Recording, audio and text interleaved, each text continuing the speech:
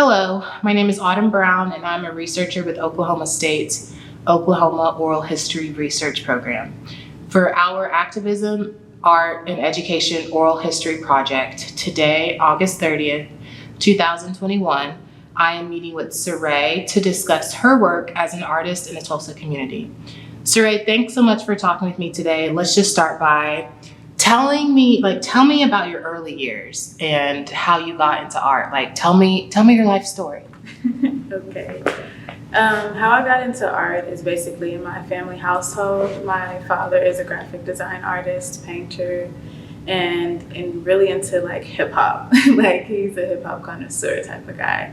And he taught me basically all the fundamentals of art and color theory and things like that, just learning all of the structures and such things in order for me to be able to express myself through art and draw.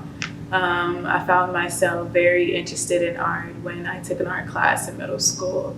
So from there, as well as fashion, basically just kind of drove my focus and inspiration into the whole art world and fashion industry. So after that, I basically, after college, more so to say, after biochemistry, that I went to college for as a biochemistry major, I actually had to take some time away from school in order to help my family financially. So I ended up befriending someone who had a fashion brand.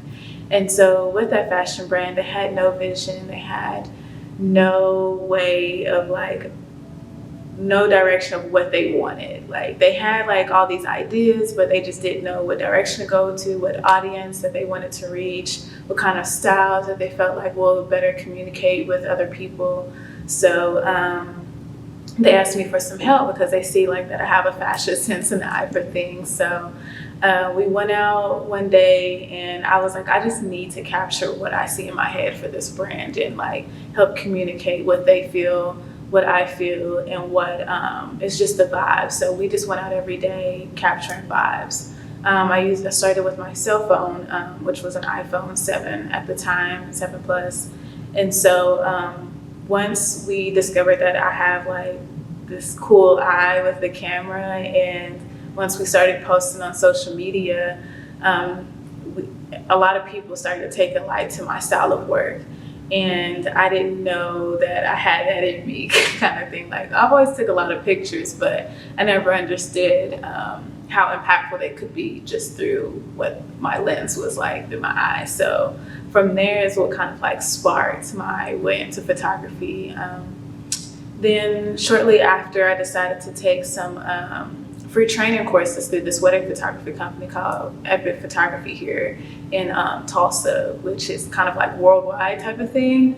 They do wedding and DJ and stuff like that. So they actually offered free training courses in order to kind of touch bases into the industry and things. So I got to play with a lot of different cameras, get to learn the exposure triangle and a lot of fundamentals into photography that I previously did not know, to kind of help gain some structure into my work. So I didn't stay with wedding photography simply because it was kind of a stretch for me, and then it was a lot of hard work. I'm such a crybaby for romance, and so always seeing the final kisses and then just the preparation things. I was okay, this is a little too much for me. I get mad emotional for it, but in a good way. So I decided to go ahead and start my own business in photography. At the time, I was experiencing mental health, depression, anxiety, and PTSD that I was diagnosed with. And so I was trying to kind of think of a name that kind of resonates with me. And so that's when I came up with the name Irie Blues. Irie is more so happy, which is a roster term that it derives from, and then the blues more so from music. Knowing about, African American history, going through the blues, history of rising from what they went through at the time. So I kind of took both of those things, and blues calm me down, blues music. So that basically helped me kind of blend the two together, and it sounded good. So that's kind of where my photography and kind of like my whole, I don't know, background kind of started, aside from having biochemistry kind of help also with the rings and like the colors and different things that kind of display through my work nowadays. How would you describe your style of work? Very colorful, very emotional in different ways, either it be like more of your iries and more of your blues, and type of ways, but definitely more so captivating of like introducing like self, individuality in such persons. I try to capture someone's true self as much as I can, simply because I work with a lot of people who are transitioning to new self, as well as just capturing beauty within like all parts of that person. So I try to stay true and authentic as much as I can. A lot of my work does not look the same as far as like styles, because each person is different. Each person has a different personality. Each person has a different aura, as well as profession and such things that make up them, a lot of different ingredients. So I try to take a lot of those colors associated with those ingredients to kind of give it its own style. So everything I do is one of ones. I can't honestly, it's not that like I can't, it's just like I like to keep it different, because not everybody is the same. Even though a lot of people are like, yo, can you do the same edit? And I'm like, not if you like kind of give the same vibes. Yeah. But I can do something more so similar. Like a lot of people are really loving like my fisheye and rings that I've been doing lately. So I've been trying to kind of incorporate that into some of the works, but not everything, because I like it to be its own thing. Why is it important for you to capture each individual, like each person's individuality? Simply because we're all like not the same, and it's okay to not be the same. Social media, as well as a lot of different things in this generation, kinds of like make you judge yourself and kind of like compare yourself to other people and things. So I kind of like want to be able to capture someone's own natural beauty in themselves and their own capabilities within themselves, simply because like, let's get to know who you are. Let's get to like get familiar with your beauty parts. Let's get to know with your features that make up who you are, instead of it being all the same and like being extra Photoshop. Like I can't stand that. Like I can understand clearing up some blemishes here and there, but like I like your true self more so than it being all like cookie cutter. You know what I mean? Yeah. So you mentioned your dad as kind of the initial influence. Yes. So kind of like unpack how impactful that is for your dad to have been that main influence to get you into this world of art.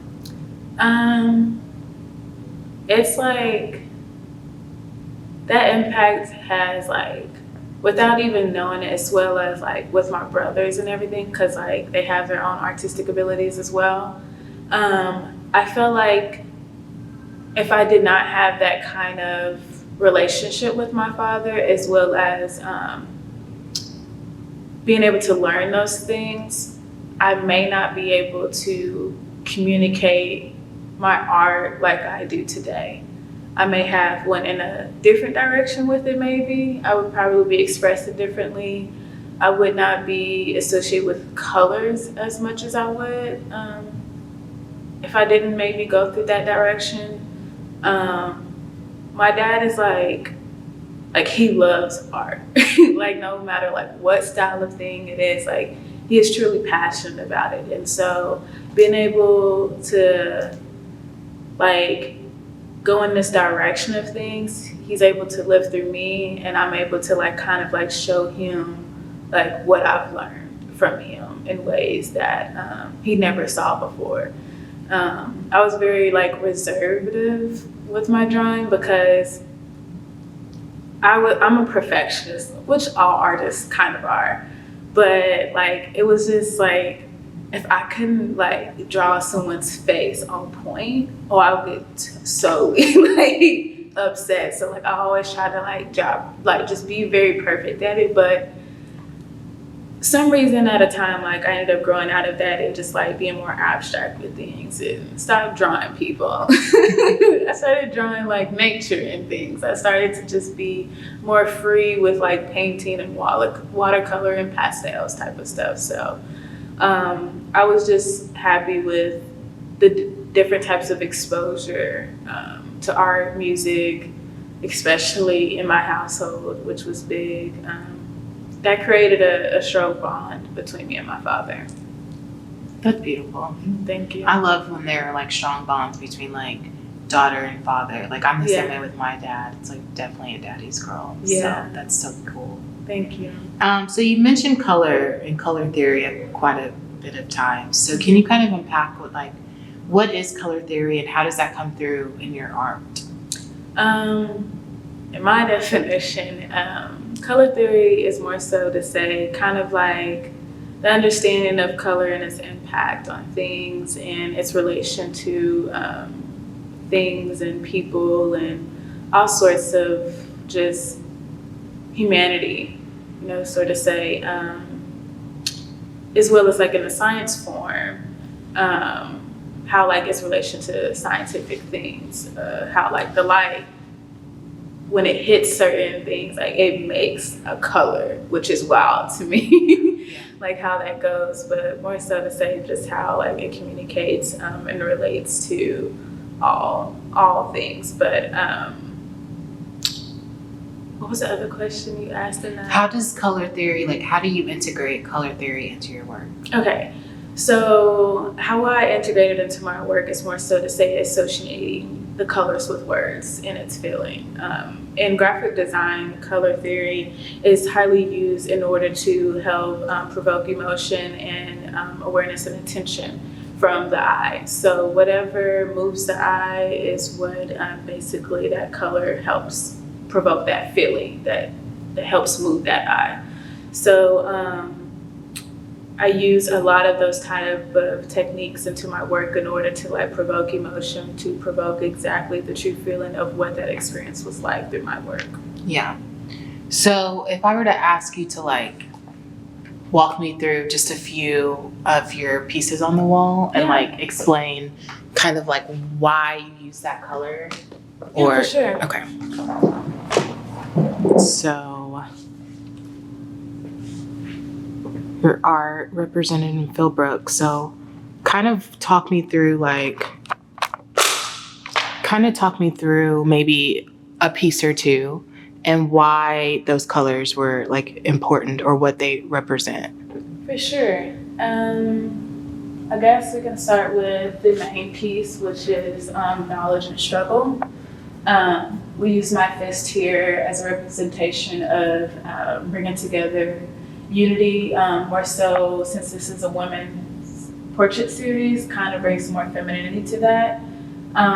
Pink, this kind of fuchsia pinkish purple color is more so to bring out that femininity in that association, as well as the strength of a woman that it kind of presents, as well as how you see and hear why it uses that kind of violet color as well to kind of help communicate that. And then I use the greens here in order to present growth within our community as well as in our world. Yellow is around the ring here. You can't see it because it's cropped out a little bit, but yellow is my favorite color and it brings me happiness. So I always like to use yellow to kind of express that feeling. But and the nails, I wanted the colors to be different colors, of course, as you can see, the greens, the blues, the yellows, the pinks, the reds, and different sorts of colors, simply because I wanted to associate it with gems and jewels, just to and diamonds and things like that, to kind of represent the royalty that we all have within each other, and to kind of place ourselves on that higher platform, which is why these colors were presented.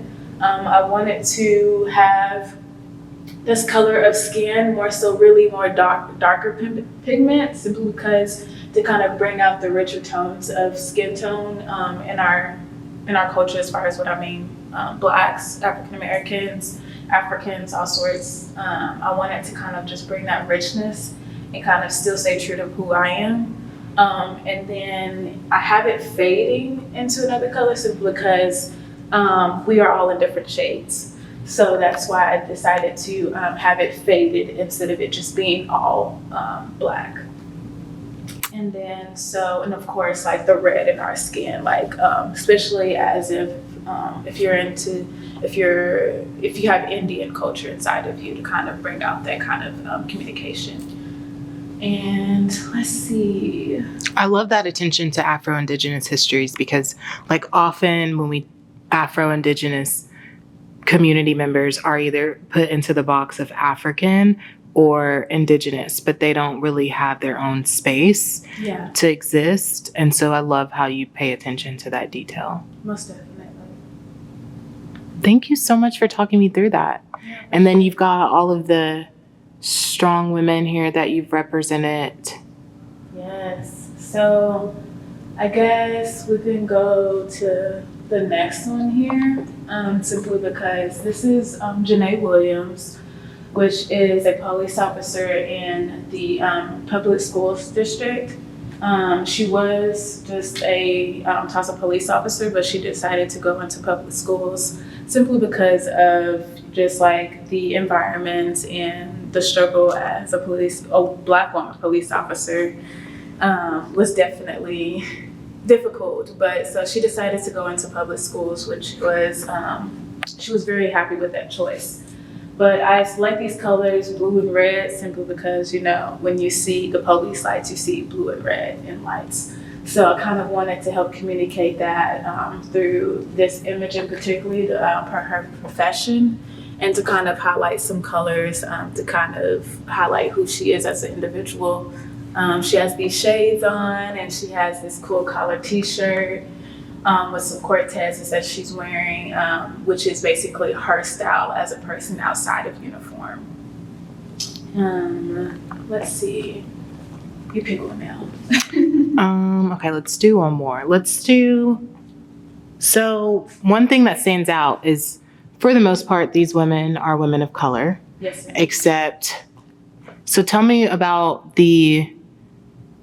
basically the only white woman. Well, these are actually two, but she's actually Indian. As well. Okay. So she has Indian heritage in her indigenous DNA. Okay. Now this is actually the only white woman. Simply because I wanted to kind of showcase some diversity and be real with the reality that we have today. When I was actually supposed to originally have this as an all Black and women of color portrait series, but when I was looking up women in Tulsa, more so to say, in Oklahoma, who have basically, how can I say it? Women who have like a seat at the table, women who have like important roles in our community to make change. And so when I was looking at that table, looking at these, like reading different articles about different women who have the opportunity to make change, who are making change in our community, they were not just Black. They weren't just white. They weren't just Indian. They weren't just Hispanic. They weren't just, all these different races, like it wasn't just one. There were so many. So like I was just like, okay, I had to really think long and hard about like the decision I was about to make coming into this exhibit, because I know a lot of artists are going to stay true to like, in order to help educate more so on our African descendants and commemorating that as well in that history. But I noticed that also my work is more so of the future. So I had to be present with both of those terms, past and future and present. So that's why I decided to add a white woman inside of this portrait series, but also to help stay true to my roots into fashion. She is basically she was on top, America's Next Top Model. She traveled around the world internationally as a model here from here, Tulsa. So she kind of helped communicate that message of fashion to this portrait series that I also was really excited about. And at the time with COVID going on, it was very thick at the time when we took these, and so she was not even though we only had a certain amount of people and most of us was still vaccinated, she was not comfortable with not wearing her mask. So that's why we have a dope portrait of her wearing this mask and these colors. And so I chose these greens and these blues simply to kind of communicate the growth, the calmness that we're still in, and then still coming to that joy through the yellows, and kind of using this kind of Renaissance look, Victorian style of things with the corsets and kind of just with the gloves, because you don't want to get anything or be contaminated with things, and just kind of bringing all of those different elements of culture as well as style and reality into the world that we live in, as well as with the pearl accents. So I love that. That's why she is a part of this as well. I love that. And this exhibit, From the Limitations of Now exhibit here at Philbrook Museum. Okay, get sit back down now. Thank you for walking us through that. There we go. So let me get back to my questions, because we kind of just went on, which is okay. It happens. No, I tend to talk a lot. No, it happens. This is the point of it. I have questions, but I don't really like to ask okay, so this question. Yeah. We just kind of have conversations. So I have a question that I'm interested more in personally. Biochemistry. Yeah. How did you kind of get into this world of art and then go to college and be biochemistry? Yeah. And then how, you kind of mentioned the science behind the colors. Mm-hmm. So in some ways it seems that biochemistry has integrated into your artwork. Yes, indeed. So talk to me about how you got to a biochemistry degree program, how you wanted to go into that, and then how that experience has manifested in your art. Yes. Actually, when it was time to think about going to college during high school, my parents made me realize that, I gotta make money. I gotta be able to support myself and live life. So, especially in that decade, art was not a real profession to live off of, as more so to say, stigma of thriving artist, starving artist. And so I had to really think about the direction that I wanted to take in my life as a career choice. So to know off the top that I always wanted to help people in some way, shape, or form. I always wanted to be surrounded around people and help them as much as I can, because that's what I honestly grew up since a little girl thinking about once I had my connection with God and Jesus Christ. Not to say that I'm very religious, but more so to say I knew that there was a purpose for me to be connected to people, and so more to say. And with that, I decided to go into the medical field. I was studying actually biochemistry to become an orthopedic surgeon. I did not a lot of sports, but I did enough sports, at least 3 different activities throughout school. And being that close to sports, as well as being a trainer for the sports teams and things like that, I decided to go more so in that direction. And so I would working on bones and different things, because I was not into blood. So I tried to get away from that as much as possible, but still in a way. And orthopedic surgeons actually are I don't know if that is now, but at the time was one of the top positions of money. So all right, what's the highest one? What can I do? We're gonna go that route. So I was like prepared to stay in school for the rest of my life, go through the whole nine of, medical school, fellowship program, and all that good stuff. So that's why I decided to do biochemistry. And in that, how it kind of relates with and integrates with my work now, because I went to school for 5 years.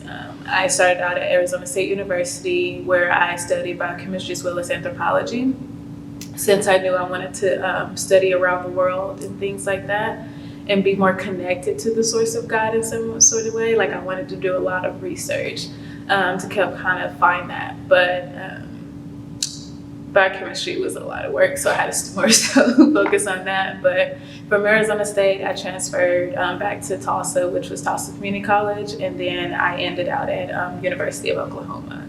And so that was about in 2016. So as soon as I was done with that, that's when I honestly was working 3 jobs and introduced at one of those jobs I was introduced to that friend who's in the fashion industry.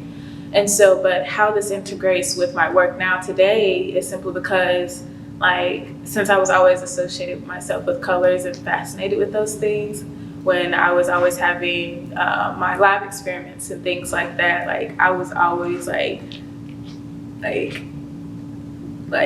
out, and so like amazed by like all the different cell slides that we had to like look at through the microscope, as well as like all the different, like I love experimenting, I love formulas. So every time like we'll mix different chemicals and different elements and learn about different elements, which is why a lot of my series are broken up into elements when I talk about it in written form, to kind of like bring all the parts together as if like it's an experiment, as if like it's a formula, in order to like come to a full form and conclusion of like what this looks like in order to help society in such a way. And then as well as like all the different chemicals and the colors and the textures that it will make once you make something was like mad like cool for me. And then like seeing the cells in different forms and shapes and colors, and just how like vibrant that is to the eye. When I would see that, I was like, whoa, this is like so cool. And so seeing that, as well as like the shapes through, like, which is why I like to use fisheye length, it reminds me of that experience, that endoscope into the cell of the body and the things that we make, as well as, which is why like you kind of like see that scope into these women and how vibrant and how different shapes and textures kind of take place in that. So that's kind of like my road to and from science, as well as into what my kind of working style is now. That's really cool. Thank you. It's really cool how you're like literally incorporating science into art. Yeah, I didn't realize that until this series. Yeah. How that all like started to combine, because I was just like, I had to like want to like use that, because this fisheye, like the usual fisheye eyelids, is not like the one I use for this series. Like that one was like a whole 360. So it kind of like brought me back to those moments of looking back into school, and I was like, whoa, that's why I do what I do. Yeah. Yeah. So talk to me. So currently your work is in Philbrook Museum. Yes. And Greenwood Gallery. Mm-hmm. So it's really getting a chance for people, it's creating traction, it's causing people to have all these conversations. And it's really just a way for you as a Black woman artist to showcase your work while also empowering other women of color and women in general. And young girls. That's right. Been wild. Yeah, and right now it's like the main exhibit in Philbrook. So talk to me about your feelings about museums. Because right now museums have this major initiatives to highlight Black artists and Black art. Within context of this, commemorative, quote unquote, year of the Tulsa Race Massacre. Yes. So talk to me about your thoughts on museums and how they function and their function in the community. To be real and like start off the conversation, when I was presented with the opportunity to be a part of the Philbrook Museum exhibit, From the Limitations of Now, I was hesitant simply because a lot of museums was looking on being associated with a lot of Black artists and highlighting us. It felt like they were trying to profit off us. And it didn't feel genuine. It didn't feel purposeful for commemorative ways in order to help connect and kind of build and educate our community and help bring back reparations to our community. It felt like it seemed like an opportunity for the museums to profit off of this instead of it being more so helpful to the situation. So I honestly was like, I was hyped that Philbert called me. I was like, oh, this is dope. But then I was super nervous because I didn't want to be presented with an opportunity that is not for us, simply to say.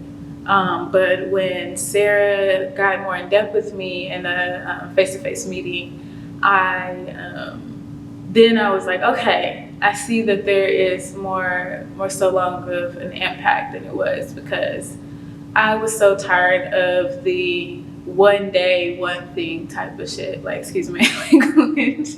Like, I was just like, I was fed up with that. I was fed up with I forget what they call it, like the story takeover, the Instagram takeovers, like for one day.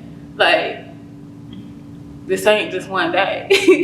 Like, this has happened for over decades of years, past, you know, the Tulsa massacre, like, you know, going all the way back. So I didn't feel like a one-day experience was enough. So when she mentioned to me the length of the exhibit, as well as the impact of the exhibit and the type of artist, as well as the type of art that will be a part of the exhibit, made me more comfortable with being involved with it, as well as the new employees, the new curators, the new people who are part of this museum in particular, who they were, what they were, and what their mission was. Simply to say as well, that made me feel a lot more comfortable. Because some of these people, such like Sarah, who are from out of town, they've seen something that that's here, you know, and that's within us as artists, that the museum, I don't know if you just say owners or whoever to say, because they've been here all this time, and they have not had that same mission and drive and passion for us as their new staff and team have. So that's where my thoughts are as far as with this particular museum. But as far as the others, I still feel like it's a profit for them. I still feel like it's not for us in general. I feel like they're still trying to make money off of us in different ways. And some are not even having us included. Some are not even letting real history tell itself, still not letting the people, the descendants of the community, of the experience, the descendants as well, help communicate that story. They are still making up their own story. They're still doing their research and communicating our story, other than it being from us. You know what I mean? Instead of like, you know, when you hear about different stories about different, like from family members and from things that happened along the way, you hear that from your elders. You hear that from your kind of people. You don't hear that from another race of person who is not of who you are and what your community is, and of that time. So it's like a history teacher trying to tell you about you. And you're like, but you never lived my life, you never been in my life. You don't know who my family is. So it's very hard to be a part of something like that and live in something in a space of where it's not really for us. And it's also very hard to see these spaces not have staff or a team who is of this community, who is of the state as well, and of color as well, in a lot of these spaces, in a lot of these museum and galleries, simply because there are a lot of artists, like there is a lot of creatives, there are a lot of curators, there are a lot of writers, there are a lot of different media forms and different scholars and educators who are of this state and of this community, and to see not many opportunities for us in these spaces kind of, it hurts. And to see that they will pay other people to come into our state and live in our state, that pissed a lot of us off, to be real about it. Like you'll see posters around the city for people to come live in your city, to live better than you, to receive better than you, and to be able to do what they love to do in your city, and not have those kind of opportunities provided to us. Really, that sucks. And it still kind of does. I mean, slowly opportunities are arising for us, but it doesn't, it doesn't end there. Yeah. So that leads me to my next question. What are your thoughts around nonprofits and their funding of the arts in the community? Like right now. It's not great. But go ahead. Well, I'm just saying, like right now you have Tulsa Remote and you have the Tulsa Artist Fellowship, as well as, the Kaiser Foundation and other foundations here in Tulsa who are shelling out money to artists to create. But predominantly, these nonprofit organizations are non-people of color, non-Black people. And so how do you think that kind of butts up against each other? That the funding to create our art and to express ourselves as people of color, as Black people, that funding is coming from non-Black people. Like what are your thoughts around that? It's fucked up. It's truly not ethical for the market and demographic of our town and of our city and of our state, so because it's very diverse. It's the middle of the US. Literally, like we have a whole community, Asian community, like a whole community, which I actually love the fact that majority of that community is built off of like their own, like they have like a lot of that is entrepreneurial businesses on that side of town. But it's just not great to see that they provide all these sources and opportunities for people who are not of color, as well as people who are out of state. We have so many people here. I was able to go to this event called Black Tech, and that was the first time, and that was like a few years ago. That was the first time I found that Tulsa even had money. That was the first time a lot of us found out that Tulsa even had any money, that we had billionaires just sitting around, that we had billionaires even on our side of town, up in the hills. Wow. That was the first time we met investors and venture capitalists, and like a whole bunch of different type of people who got money, who invest in people, who invest in art. We were like, whoa, what was going on? So I felt like there was a big gap missed to bridge for us, simply because like a lot of our school systems, like they're obviously not built for us, just how like the prison system is. A lot of the shit is not built for us, it's built against us, and it's built for us to continue into a cycle that's not made for us of development. So in the high school systems, it used to be kind of I forget what they call it, magnet school. Or charter schools. Yeah, charter schools. At the time when I was going to school, it wasn't like thick on the type of schools that they were. It was more so kind of like touched a little bit, but then it kind of like faded away. So like the school that I started out my freshman year, which was Central High School, and which was like originally downtown before they moved out north. But like that school was like of arts, performing arts, like art, drama, acting, dance, ballet. Like when I was a little girl, I took ballet there. When I was going to their school, like I even took tap dancing there. I like had art classes, I had drama class, I had speech, I had photography class. I had like all different performing arts classes there at that school, which was like highly like that, like, you know. And so, and then you had like what McLean, there was more of a technical engineering school, like where you could build cars and things. And I think they even had some little bit of music there, like Central did. But then you have Nathan Hale, which was more of like cooking school.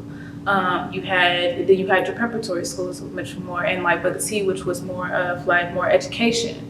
So like it all had these different things, but then like slowly, like it wasn't like thick though. Like it wasn't like, this is exactly what this is what it is, this is how you can excel, this is where like from here you can go to a college that kind of like aligns you with that same path.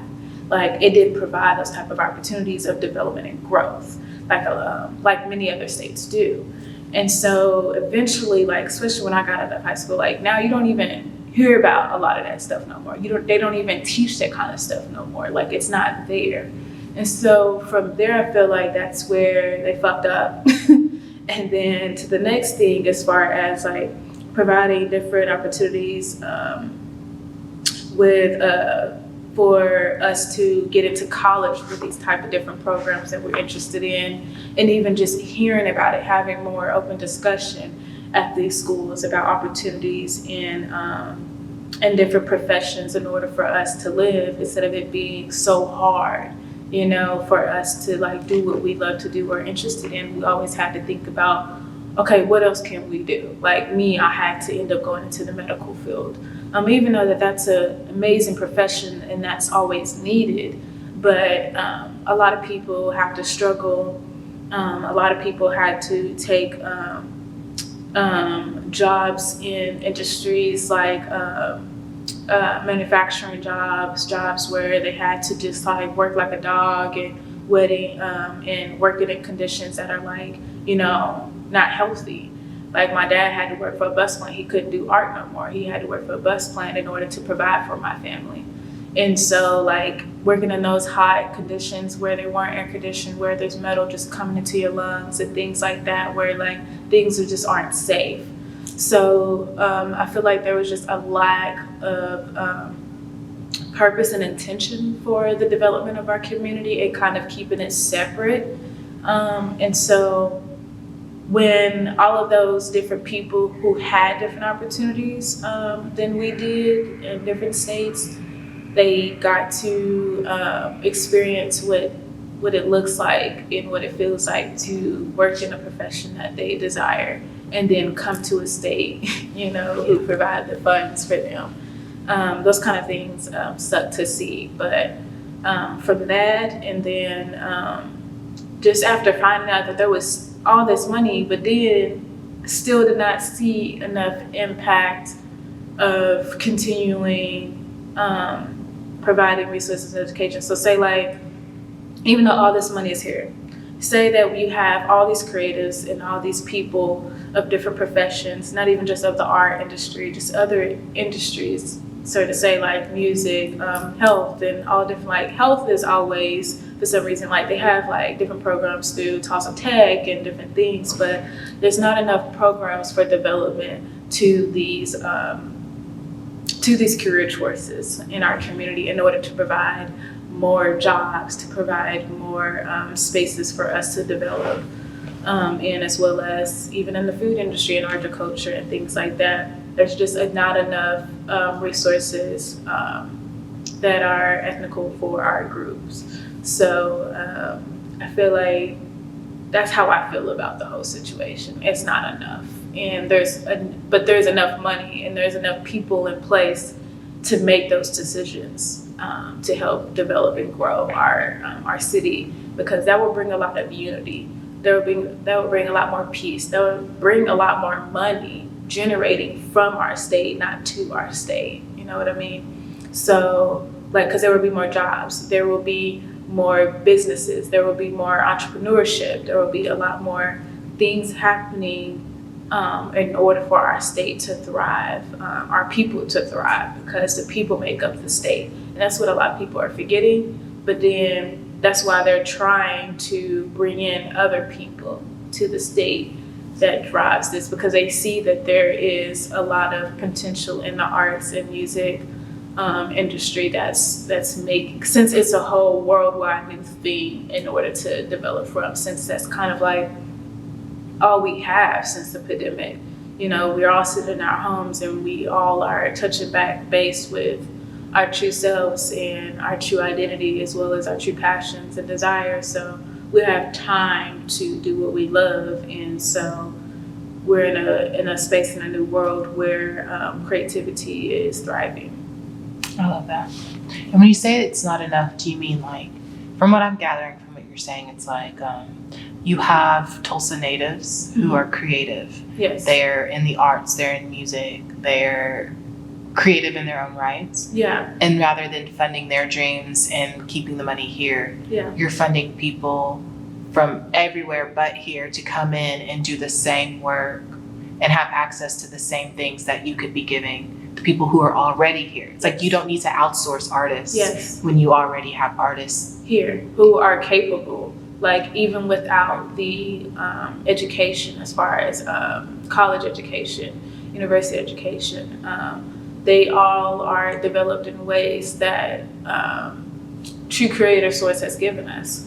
So we, not to say like, I mean, even that's my opinion, but as you can see with Firelight Africa, majority of us did not go to college, like a lot of us. There is a good handful who did able to go to college for exactly what they do.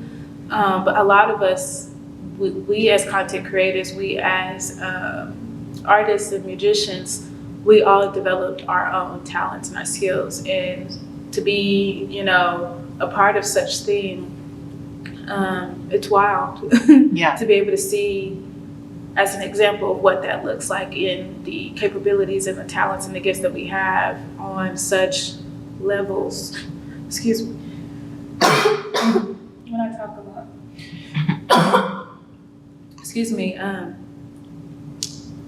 To be able to see that as a prime example of what we have, just think about what else we got. Right. Just think about all the other people. There's a lot of famous people who came from Oklahoma, but they never stayed simply because the lack of opportunities, the lack of resources, as well as the racism here that still thrives. Like literally just coming in today, like that's why I was uneasy when I came in. A lady, like we pulled up and a lady was just like staring at us on my dad's side. She was just like, and we were looking at her. My dad was like, you can like, he didn't know if like she was just trying to walk past or what. And she was just like looking at us like, what you doing here? And my dad was like, you can pass. And she was just like looking at us still like, what you doing here? And like, as if she couldn't hear us again, you can pass. And she was just like, oh, okay. And so as I get out the car and I'm walking, before I'm about to walk up the stairs from down the parking lot, she asked, she's like, we're closed, right? To another staff member. She said, we're closed, right? Like, we don't have guests coming here. Like, I don't think they should be here. And she was just like, yeah, they're actually, like, they have, like, other things that go on in here. And she was just like, okay, I was just kind of, and I was like, see, like, we still got a problem. Like, I have that, when I pulled in today for this interview, there was a white man standing in his truck, mm-hmm. and he did the same thing. He was staring like, what are you doing here? Like, and I felt uncomfortable because I'm like, I know I'm meant to be here. Like, I'm literally texting Sarah right now. But it still made me feel so uncomfortable because it makes you feel like you don't belong when someone's just staring at you, and it's like, can I help you? Right. And that, so, yeah, the racism here in Oklahoma, it's so subtle, because in the way that she was like, we're close to, that's subtle, right? Like Yeah. you're saying it loud Very enough. submissive. Yeah, but then also like you made a really passive is good, passive. I'm sorry. yeah, super passive aggressive. Yeah. But then you made a really good statement about talented people who leave the state. And that is something always to me where I'm like, I love where I'm from. And I don't, like, there's so much talent here that if we could all like band together, like we don't need to move to LA or New York. Like we could We'll be do like this with work it. here. Yeah. Yeah. So you made a really good point with that. But that's crazy you had that same experience. I did too. This white man just staring. Like, Girl, it's wild. And to think, girl, also just to think about how they done turn the graves to a tourist site for people to come dig. They come from out of state. They're like, yo, where is that? Like, where's the grave site so we can go see it? Because we get to dig. I didn't know that. But they're not publicly saying it. But they're like, when they sign up for certain things to come tour and see, that's in that communication. Yeah. So like, instead of having the FBI, or instead of having the real true government come help us with this situation, it's mad to me. Yeah. The fact that they're using a fellow artist and creative of our community in their communication and their writing in these tour as they're sending out, oh, your tour guide would be such and such. He's not getting paid for that. He didn't have any communication with them about this partnership, about him touring for them around the city. Yeah. That they didn't give him none of that. But they're telling people, oh, go meet him. This is a part of your experience. Yeah, I feel like Tulsa, especially like these organizations who are meant to like help Tulsa, I feel like they just commodify Tulsa's tragic history. Yeah. Like they're, like you said earlier, like they're profiting off of this race massacre by tours, or even Greenwood Rising is Or even what was that police show? First 48, First 48, or when or like what's it's the like other one? not cops, or but something. Yeah, something like along those they lines. always like they had the show here. Yeah. Like in order to like that's how they wanted our city to be represented. And like out of all the things, that's what you pay for. That's what you want in your city. That's how you want to be represented. Yeah. It's wild, and it's just to showcase authority between white supremacists and people of color, putting them into jail, into the system, showing them like, hey, we're still doing this, and this is what we still ride for. Right. And also kind of painting this negative image of Tulsa as Most definitely. With First 48, almost every episode, Yeah. First 48 was in North Tulsa. And it's like, Tulsa has more history than Most the crime way the crime that happens here is no different than crime anywhere else, but it's like very much heightened and exacerbated.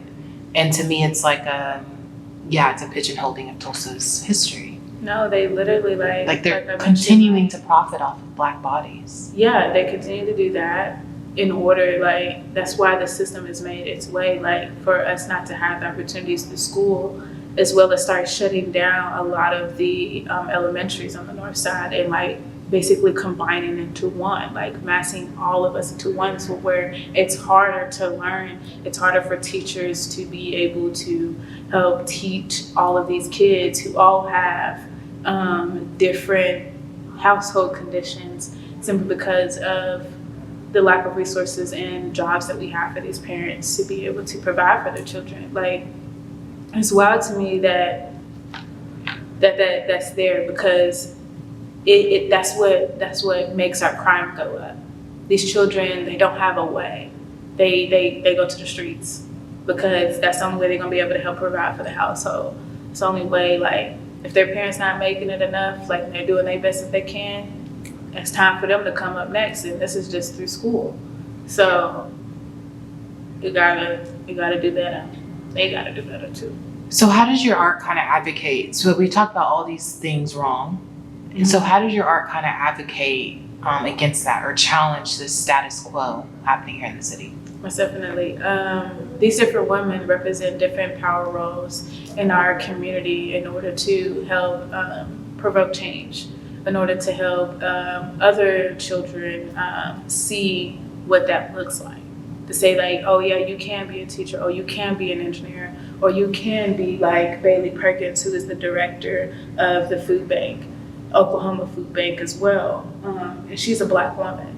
Like, who thought a Black woman is the director of the food? Like, I was like, oh, we got a Black, like what, a female at that? And like to see like a firefighter who is a Black woman as well. She's one of the first Black women from the North Side to become a firefighter, like to help protect our city and our state. And to hear about, Janae, who's a police officer who ended up going to the school systems, like where younger women can see like, it's not just white men or people who are against my people. You know what I mean? Like, we do have the right, like we do have some people who actually have the intentions of protecting my community, protecting me from things, because especially as a young woman growing up in a world like this, like we're disrespected in so many different types of ways that just, that are very challenging to experience. In all different, just many different ways that I don't even want to touch on right now, but like, just as a young woman, as a little girl, to see that kind of inspiration growing up is very impactful. Destiny, she is a nursing assistant at a hospital here, and she actually deals more so with hospice people who are about to pass. And so just seeing all these different figures, all different shapes and sizes, we're able to see that it's possible to be something and to make change and look this beautiful at the same time. Yes. So that's why I did what I did with this portrait series, in order to show what our new future looks like, to show what a new world looks like together. And for me, it kind of shows how layered we are as Black women, or just women in general. Yeah. Like, we're bosses on our jobs, Yeah. but we still have to maintain a level of femininity. And then for those women who are mothers, they Yes. have to enter into this field of womanhood. So Yeah. it really kind of showcases this like layered existence that we kind of reside in. Yes. These different hats that we put on. So I think that's really We beautiful. take on a lot of roles. Exactly. As women. Yeah. Which is why it's, with a lot of through my work, I tried to showcase the balance between femininity and masculinity, because a lot of men in male-dominated industries forget about the qualities of a woman, the qualities of what a woman that it takes for this world to become one with one another, to bring peace, to have a thriving company. You need those same qualities. You can't just stick with an only one-sided mindset to thrive. Like, you may have done it, but it could have been way easier with that partnership, which is today, and still in our society, still in Oklahoma, it's still a lot of male dominance. And so I'm thankful for the women who are paving the way, the ancestors who are paving the way for women to be a part of these spaces, to help showcase and act on real change.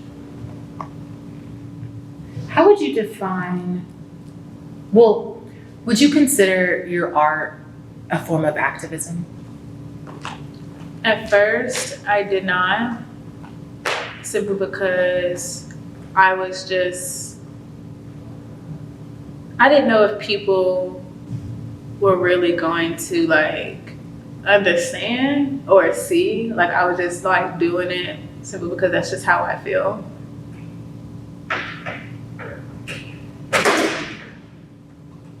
And I don't know, I didn't see it yet. I just didn't see it. I was just doing what I feel and what I thought was right and what I felt like people should know, and what they should like think about as a new perspective of things. But since this exhibit, people have made me realize like my work and myself, my beliefs are a form of activism.